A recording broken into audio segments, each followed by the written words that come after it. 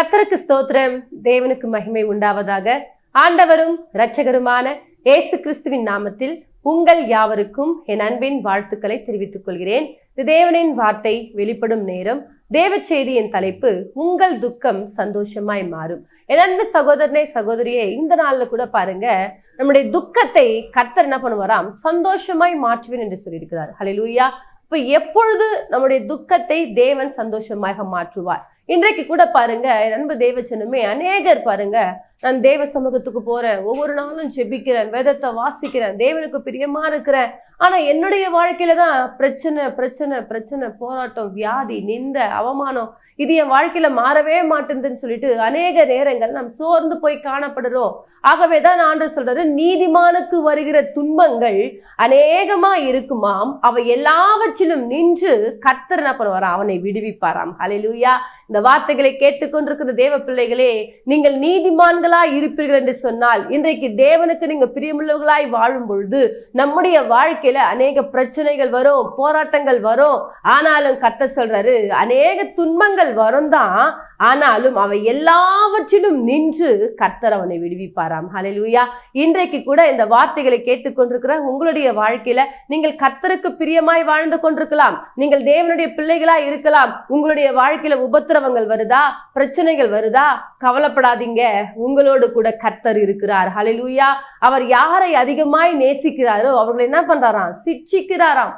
ஆகவே இந்த நாள்ல கூட பாருங்க, நம்முடைய வாழ்க்கையில தேவன் நம்மை சிட்சிக்கிறார் என்று சொன்னால் நம்மை தேவன் அதிகமாய் நேசிக்கிறார். ஆகவேதான் சொல்றார், இமை பொழுது உன்னை கைவிட்டேன், உருக்கமான இரக்கத்தினால நான் உன்னை சேர்த்துக் கொள்கிறேன். ஹல்லேலூயா.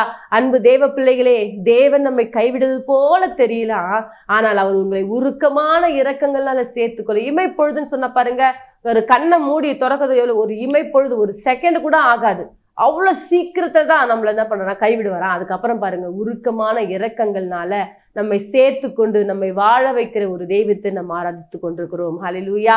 ஆகவேதான் சொல்றாரு, உங்கள் துக்கம் சந்தோஷமாய் மாறும். ஏனென்று சொன்னால் இந்த பூமியில நிறைய உபத்திரவம் இருக்குங்க.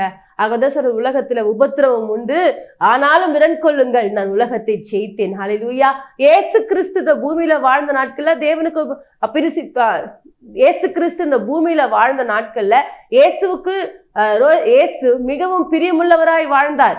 இயேசு பாருங்க, பிதாவுக்கு பிரியமுள்ள ஒரு மகனாய் இருந்தாலும் அவருடைய வாழ்க்கையில பாருங்க அநேக பிரச்சனை, அநேக போராட்டம், அநேக காரியங்கள்ல அவரை அநேக என்ன பண்றாங்க, நிந்திக்கிறாங்க. இப்படிப்பட்ட காரியங்கள் இருந்தாலும் அவர் தேவனுக்கு பிரியமுள்ளவராய் இருந்தார்.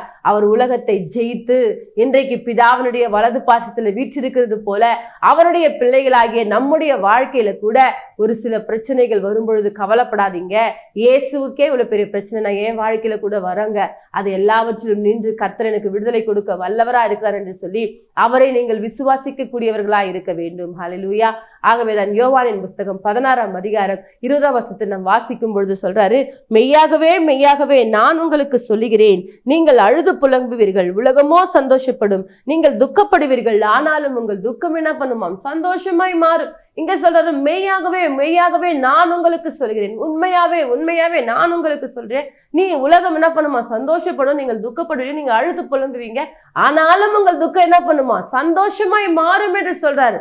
இந்த உலகம் சந்தோஷம் தாங்க படம். இவங்க எல்லாம் கர்த்தரை தேடுறாங்க, இவங்க எல்லாம் ஒவ்வொரு நாளும் ஏசு ஏசுன்னு சொல்லிட்டு கத்தி கொண்டு இருக்கிறாங்க. ஆனா இவங்க வாழ்க்கையில ஏன் இவ்வளவு பிரச்சனை, ஏன் இவ்வளவு போராட்டம்னு சொல்லிட்டு நம்மளை பார்த்து அநேகர் ஏளனமா பேசுறாங்களா, நம்மளை பார்த்து சிரிக்கிறாங்களா? கவலைப்படாதீங்க, உலகமோ உங்களை பார்த்து சந்தோஷப்படுமா, நீங்க அழுது புலம்புவீங்களா, நீங்க துக்கப்படுவீங்களா, ஆனாலும் உங்கள் துக்கம் என்ன பண்ணுமாம், சந்தோஷமாய் மாறும் என்று சொல்லி ஆண்டவர் சொல்லி கொண்டிருக்கிறார். ஹல்லேலூயா. இந்த வார்த்தைகளை கேட்டுக்கொண்டிருக்கிற தேவ பிள்ளைகளே, உங்களுடைய வாழ்க்கையில் நீங்கள் துக்கம் நிறைந்தவர்களாய் காணப்பட்டு கொண்டிருக்கிறீங்களா? உபத்திரங்களோடு வாழ்ந்து கொண்டிருக்கிறீங்களா? வியாதினால வாழ்ந்து கொண்டிருக்கிறீங்களா? கடனோடு வாழ்ந்து கொண்டிருக்கிறீங்களா? நீங்கள் துக்கத்தை கண்டு கண்டு கண்டு கண்டு சோர்ந்து போய் காணப்படுறீங்களா? கர்த்தர் உங்களை பார்த்து சொல்றார், உங்கள் துக்கம் சந்தோஷமாய் மாறும். எப்பொழுது ஒரு மனுஷனுடைய துக்கத்தை கர்த்தர் சந்தோஷமாய் மாற்றுவார் என்று சொன்னால், வேதாகமத்தில் ஒரு சம்பவத்தை எடுத்து வாசிப்போம். 2 ராஜாக்களின் புஸ்தகம் 5ஆம் அதிகாரம் 1ஆம் வசனத்தை நாம் வாசிக்கும் பொழுது, சீரிய ராஜாவின் படைத்தலைவனாகிய நாகமான் என்பவன் தன் ஆண்டவனிடத்தில் பெரிய மனுஷனும் எண்ணிக்கை உள்ளவனுமாயிருந்தான். அவனை கொண்டு கர்த்தர் சீரியாவுக்கு ரட்சிப்பை கட்டளையிட்டார். மகா பராக்கிரமசாலியாகிய அவனோ குஷ்டரோகியா இருந்தான். இங்க பாருங்க, இங்க சீரிய நாட்டு படை தளபதியை பற்றி பார்க்கிறோம். அவர் யாருன்னு சொன்னா நாகமான். அவர் பாருங்க, எண்ணிக்கைக்கு அடங்காத வேலையாட்கள் அவருக்கு கீழாக இருக்கிறாங்க. படை என்ன பண்ண அவருக்கு கீழே. அவர் யாருன்னு சொன்னா ஒரு படை தளபதி. ஒரு படை தளபதி. அவர் பாருங்க ஒரு பெரிய பராக்கிரமசாலி.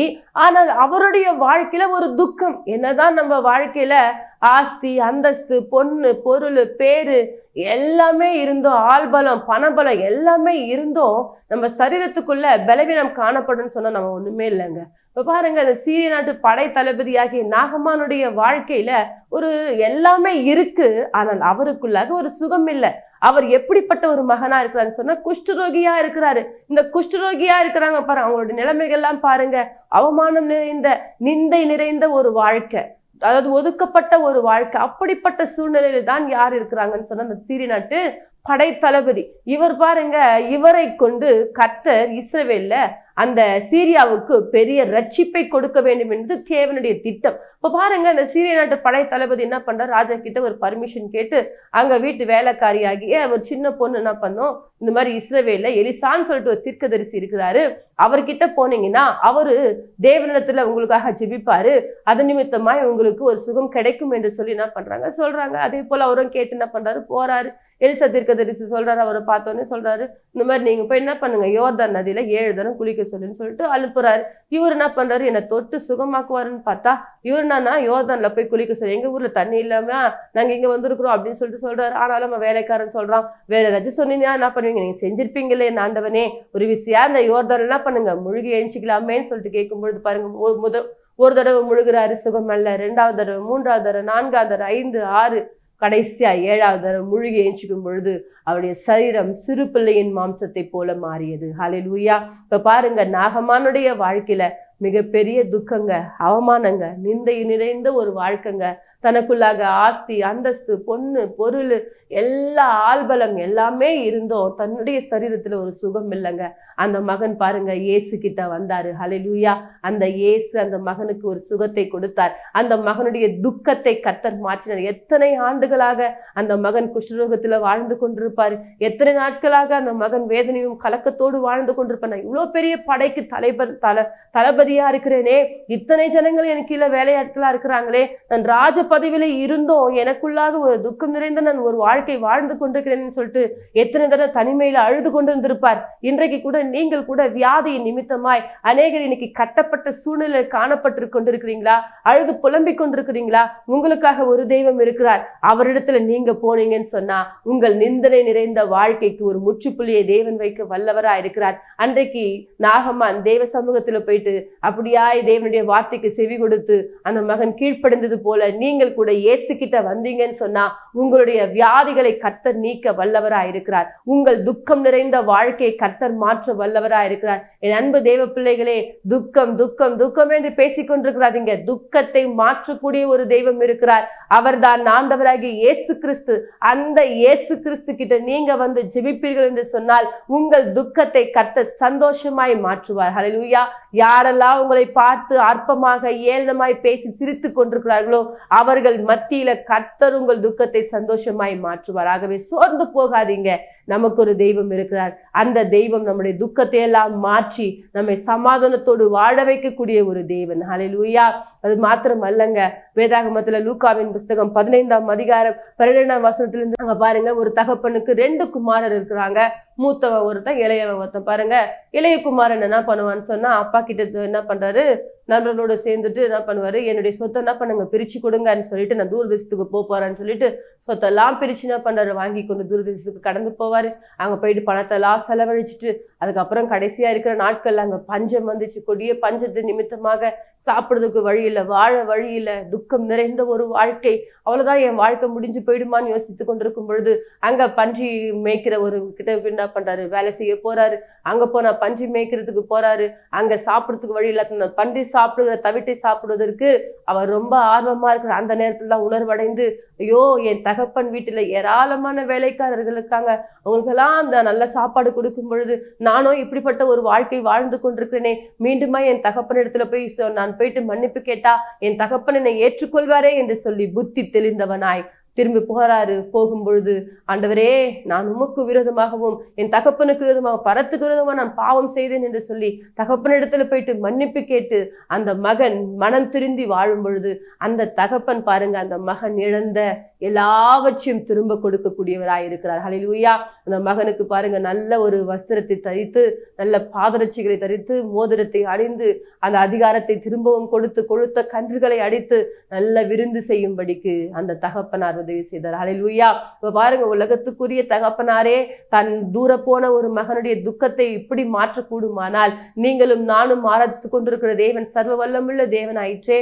அவரிடத்துல உங்களுடைய பாவங்கள் எல்லாம் அறிக்கையிட்டு, நீங்கள் பாவம் செய்வது நிமித்தமா இன்றைக்கு துக்கம் உங்களுடைய வாழ்க்கையில காணப்படுகிறது. அநேக பிரச்சனைக்குள்ளாக கடந்து போய் கொண்டிருக்கிறீங்க. அநேகர் பாருங்க, தேவனை விட்டு தூர போயிட்டு இன்னைக்கு வியாதியோடும் வறுமையோடும் கடனோடும் இன்றைக்கு நிறைய ஜனங்கள் வாழ்ந்து கொண்டிருக்கிறீங்க. நீங்கள் திருந்தி மறுபடியும் இந்த இயேசுவை நோக்கி பார்ப்பீர்கள் என்று சொன்னால் உங்கள் துக்கத்தை இயேசு சந்தோஷமாக மாற்ற வல்லவரா இருக்கிறார். என் அன்பு தேவ பிள்ளைகளை, நீங்கள் கவலைப்படாதீங்க. தேவன் நம்முடைய துக்கங்களை மாற்றுகிற தேவன். நீங்கள் எப்பேற்பட்ட பிரச்சனைகளுக்குள்ளாக இருந்தாலும் அந்த பிரச்சனையிலிருந்து விடுவிக்கிற ஒரு தேவன் இருக்கிறார். அவர்தான் ஆண்டவராகிய இயேசு கிறிஸ்து. அவரிடத்துல வந்து, இயேசுவே, பாவியாகி என் மேல என்ன பண்ணுங்க, கிருபையா இறங்குங்கன்னு சொல்லுவீங்கன்னு சொன்னா அவர் நிச்சயமாக உங்கள் மீது கிருபையாய் இறங்கி உங்கள் துக்கத்தை எல்லாம் சந்தோஷமாய் மாற்ற அவர் வல்லவராய் இருக்கிறார். ஹல்லேலூயா. அது மாத்திரம் அல்லங்க, பெரும்பாலுள்ள ஸ்திரீ பாருங்க, தன்னுடைய பணங்கள் எல்லாம் செலவழித்து 12 வருடமாக நான் இப்படிப்பட்ட வியாதியோடு கூட, இப்படிப்பட்ட உதிரப்போக்கோடு கூட, நான் இப்படியாய் அவமானம் நிறைந்த ஒரு நாற்றம் எடுத்த ஒரு வாழ்க்கை வாழ்ந்து கொண்டிருக்கிறேனே, இந்த வாழ்க்கைக்கு ஒரு முற்றுப்புள்ளி இல்லையா, என்னுடைய துக்கம் நீங்கவே நீங்காதா என்று சொல்லி எத்தனையோ வைத்தியர்கிட்ட கடந்து போனாலும் அந்த மகளுக்கு சுகமே இல்லைங்க. கடைசியாக இயேசு வழியாய் வராரு. அவருடைய வஸ்திரத்தின் ஓரத்தை தொட்டால் தன் சுகத்தை பெற்றுக்கொள்வேன் என்று சொல்லி அந்த மகள் விசுவாசத்தோடு கூட தேவ சமூகத்துல தேவனை போயிட்டு என்ன பண்றாங்க, அந்த வஸ்திரத்தை தொடுறாங்க. ஆண்டவர் அந்த மகளுக்கு பரிபூர்ணமான ஒரு சுகத்தை தந்தார். ஹல்லேலூயா. இப்ப பாருங்க, யாரொருத்தர் இந்த இயேசு கிட்ட வராங்களோ அவர்கள் துக்கத்தை அவர் நிச்சயமாக மாற்ற வல்லவரா இருக்கிறார். அன்பு தேவ பிள்ளைகளே, எதை பற்றியும் கவலைப்பட்டு கொண்டிருக்காதீங்க. உங்கள் துக்கங்களை மாற்றக்கூடிய ஒரு தேவன் இருக்கிறார். நீங்க அவர்கிட்ட வந்தா போதும். அன்றைக்கு நாகமான் பாருங்க, தன்னுடைய துக்கம் நீங்குவதற்கு இயேசு கிட்ட வந்தாரு. இயேசு சுகத்தை தந்தார். ஹல்லேலூயா.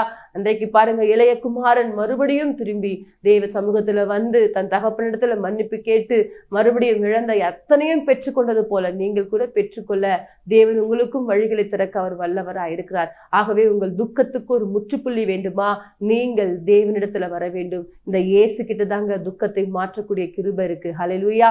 ஆகவேதான் ஆண்டவர் சொல்றார், வருத்தப்பட்டு பாரம் சுமக்கிறவர்களே, நீங்கள் எல்லாரும் என்னிடத்துல வாருங்கள், நான் உங்களுக்கு இளைப்பாறுதல் தருவேன். நீங்கள் துக்கத்தோடு வருத்தத்தோடு பாரத்தோடு கண்ணீரோடு வாழ்ந்து கொண்டிருக்கிறீங்களா? வியாதியோடு வாழ்ந்து கொண்டிருக்கிறீங்களா?